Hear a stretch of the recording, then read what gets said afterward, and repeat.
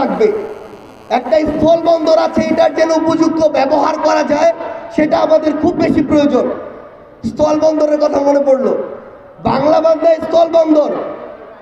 আমরা মনে করি যে তেঁতুলিয়া আর পঞ্চগড়ের মানুষজন সবাই এখানে কাজ করে, সবচেয়ে ভুল কথা। ওই স্থল বন্দরে যতজন অফিসিয়াল কর্মকর্তা কর্মচারী আছে সবাই হচ্ছে খুলনা বিভাগের। একটা জেলার যে ওইটা লিজ দিছে সেই জেলার পঞ্চগড়ে বসে, এটা তো তৈরি করা হয়েছে পঞ্চগড়ের মানুষের আর্থসামাজিক উন্নয়নের জন্য। এই ধান্দাবাজি অচিরেই আমরা একসাথে ঐক্যবদ্ধভাবে বন্ধ করব। স্থল বন্দরের সকল সিন্ডিকেট আমরা একসাথে উচ্ছেদ করব। আরেকটা জিনিস, আমরা এই আটোয়ারি উপজেলায় হিন্দু মুসলিম বৌদ্ধ খ্রিস্টান আমরা একসাথে বসবাস করি, আমরা সবাই ভাই।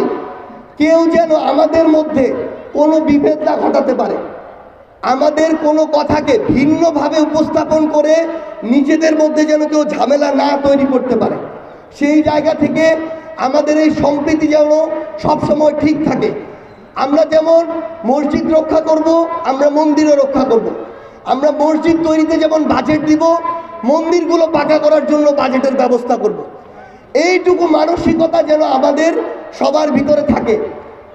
আর নিজে থেকে একটা জিনিস করা বন্ধ করতে হবে, নিজের ভালো একটু সুবিধার জন্য পুলিশকে টাকা দেওয়া, এই অফিসে টাকা দেওয়া, ভূমি অফিসে টাকা দেওয়া, উকিলকে টাকা দেওয়া, এগুলা নিজেদের জায়গা থেকে ধীরে ধীরে বন্ধ করতে হবে।